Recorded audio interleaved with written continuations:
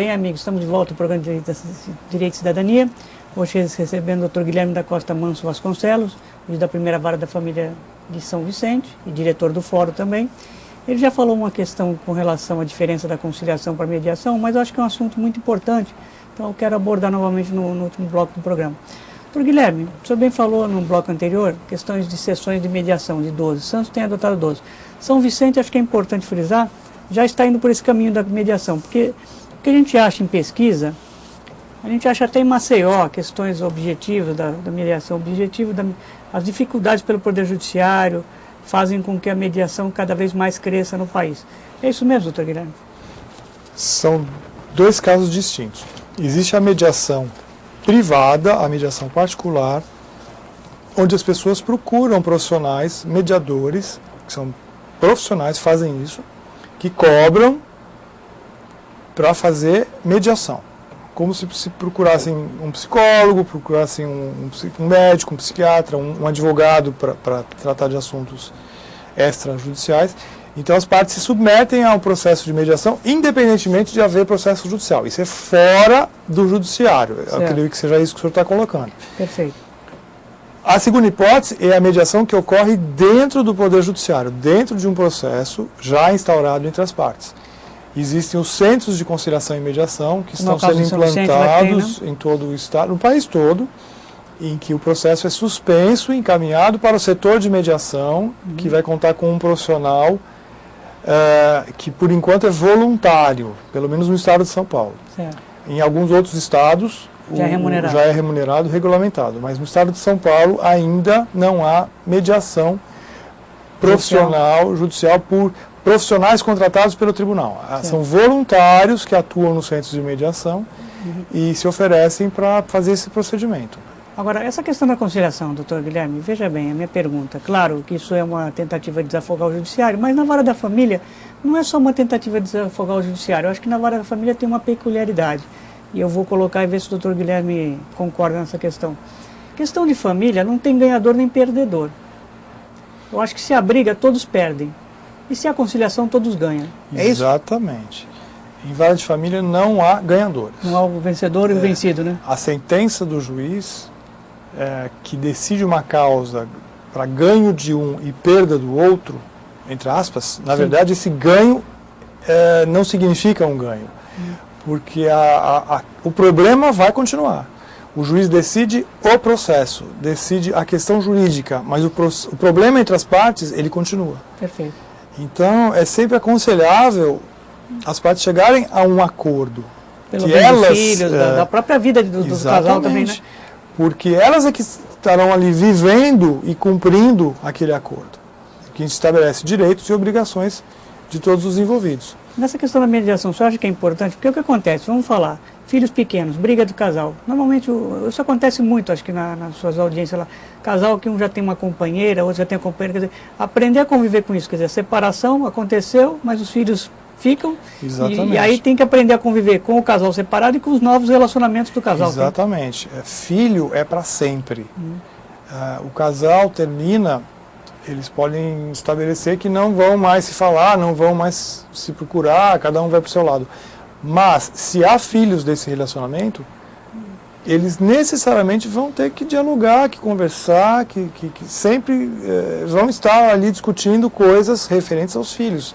Porque esses filhos são para sempre. Essa mediação, só acho que pode evitar, que uma demanda às vezes é desgastante. Acontece que normalmente depois da demanda, aí a dor, o sofrimento, o desgaste entre o casal, às vezes aumenta. Acontece isso, né? Exatamente. Por isso que se aconselha a se chegar num acordo que seja relativamente satisfatório para as duas partes, todos têm que ceder. Acordo, todos cedem. Ninguém ganha sozinho num acordo e ninguém perde tudo num acordo. Justamente. As partes precisam ceder. As duas precisam se desarmar e conversar, colocar as coisas na mesa de forma... honesta, limpa, verdadeira e desarmada. Para chegarem a uma conciliação, que é um acordo que vai estabelecer as regras daquela convivência de uma família, que às vezes está separando ou discutindo a mudança de guarda de um filho de pai para mãe ou para avô, enfim. Um outro assunto que eu sei que o programa vai ficar curto hoje, excelente como sempre, quando o Dr. Guilherme vem aqui, que a vara da família tem bastante coisa para ser abordada, Questão do divórcio, acho que é a dúvida de todo mundo hoje, as alterações que foram feitas. Hoje é mais rápido se divorciar, né, Excelência? Sim, porque a nova lei, a emenda constitucional 66 do ano passado, meados de 2010, pôs fim ao Instituto da Separação Judicial. Isso ainda é polêmico, há alguns juízes que entendem que a separação judicial ainda permanece, pois ela não foi expressamente revogada do Código Civil e do Código de Processo Civil, mas a maioria, quase a grande maioria, já tem entendido que está extinta a separação judicial, não existe mais. Só existe o divórcio, que é previsto expressamente na Constituição. E esse divórcio, ele não tem mais requisitos objetivos, ou seja, não precisa tempo de separação de fato. Até a emenda precisava ser comprovado 2 anos de separação de fato do casal ou 1 ano de separação judicial. Hoje não precisa mais, esse tempo não é exigido.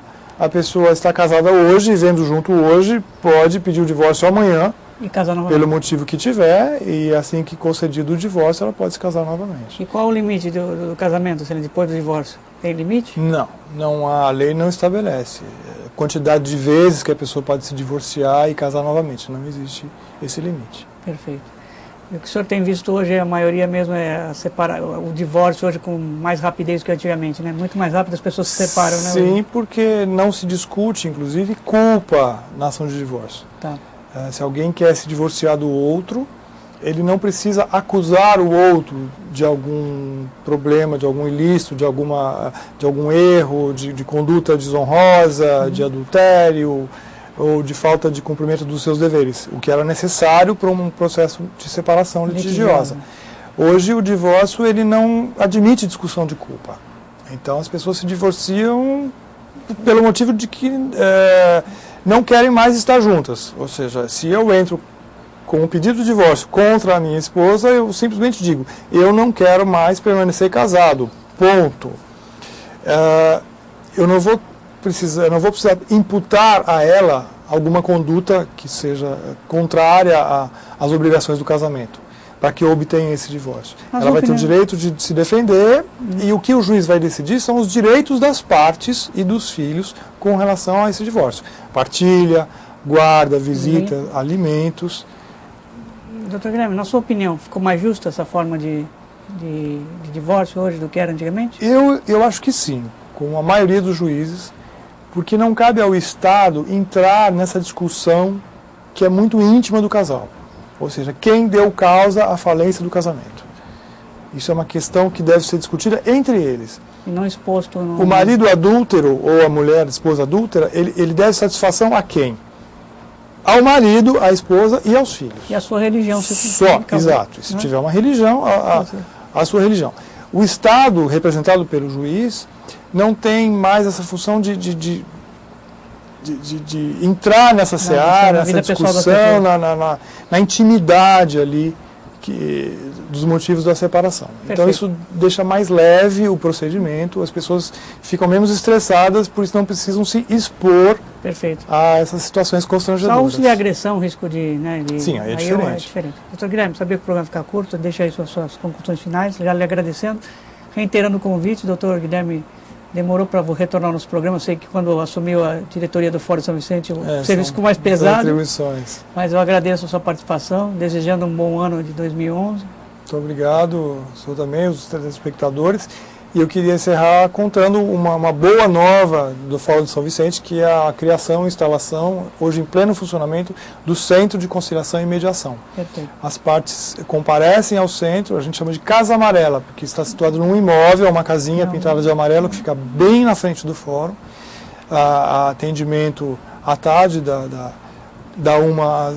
das 13 às 18 horas, as pessoas vão lá, procuram o centro, e a parte contrária é convidada a comparecer para uma conciliação com referência a questões de família por hora. Perfeito. E tentar evitar o desgaste. Isso antes do processo. Obrigado, doutor Guilherme. Boa noite, eu que agradeço. E você, nosso telespectador, infelizmente nosso tempo chegou ao final, mas você já sabe, você tem mais direito de cidadania na internet. O programa fica por aqui.